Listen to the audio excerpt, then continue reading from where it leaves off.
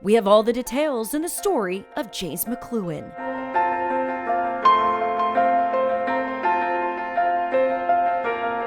I was born right here in South Haven, and then when I was 2 years old, my father moved his family to a shell of a home that his grandfather had given to him.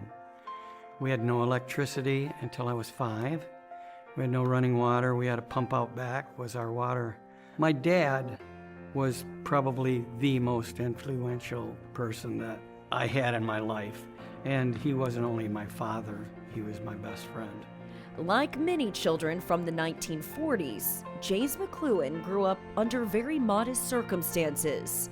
He stayed busy by excelling in school and sports with the goal of becoming a coach after graduating in 1968. But the war in Vietnam was raging, and before he knew it, he was on the front lines in a controversial war. I wanted to be a teacher before I even went in, and I think the only reason that they chose me to be a medic is in my training to become a coach. I'd taken kinesiology, physiology, anatomy, first aid, advanced first aid, strapping and taping. So nothing can prepare you for what I saw in Vietnam.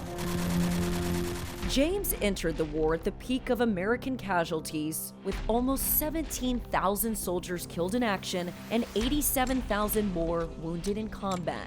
On May 13, 1969, as his battalion came under heavy fire, he pulled multiple wounded soldiers to safety despite being hit with shrapnel. Though he's proud of his time in the military, he'll be the first to acknowledge that he's the byproduct of an environment that challenged him to be the best version of himself.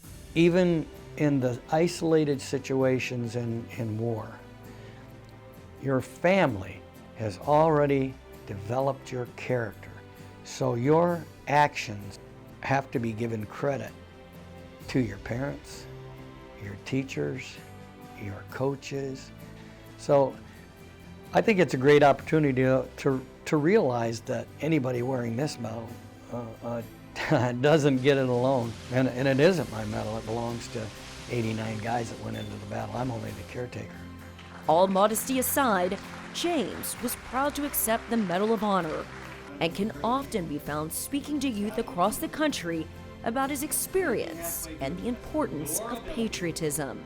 I never get Veterans Day and Memorial Day mixed up. I look at those 2 days as a day to remind me that there's a whole lot of people that didn't get to be veterans because they died for their country. On this Veterans Day weekend, James will be reflecting on his fellow soldiers, many of whom didn't make it home alive. Every day should be Veterans Day. If you see a veteran walking down the street or you see a veteran, just say, hey, thank you for your service. It doesn't take much. And I tell kids, and I really emphasize this on Veterans Day, you want to thank a veteran, enjoy your freedom. That's exactly why he fought.